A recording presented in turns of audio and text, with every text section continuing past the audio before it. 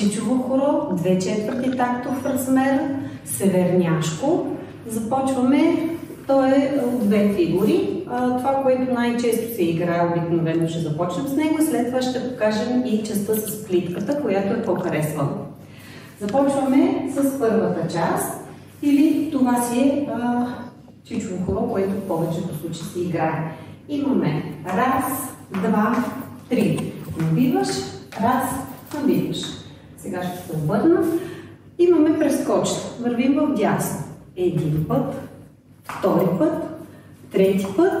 Свиваме левия крак и след това набиваме. Когато сме стъпили с десния, сега ще се обърна пак да видите. Имаме първи път, втори път, трети път, на четвърти не свив крака и тогава набиваме. И сега наляво.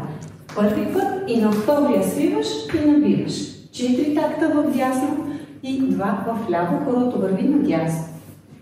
И да го направим цялата тази част. 1, 2, 3, 4, 5, 6.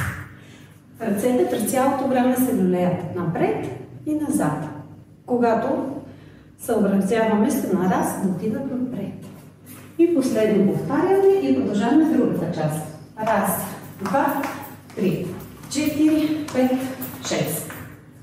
И сега втората част, която е с плитка, малко по-сложно. На дясно започваме. Първо така ще го покажа, след това огледално. 1, 2. Сега, подскок на левия крак, плитка с десния. Подскок. И пак. Раз, 2, 3, 4. Още един път това.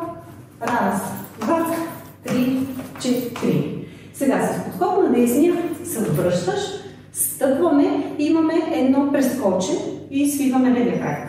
Раз. И да го направим цялото. 1, 2, 3, 4, 5, 6.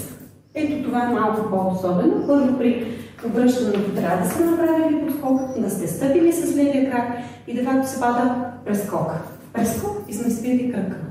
И сега ще го вържим първа и втора част. Раз, 2, 3, 4, 5, 6. Раз, 2, 3, 4, 5, 6. И започваме от начало. Раз, 2, 3, 4, 5, 6. Раз, 2, 3, 4, 5, 6. 1, 2, 3, 4, 5, 6. Раз,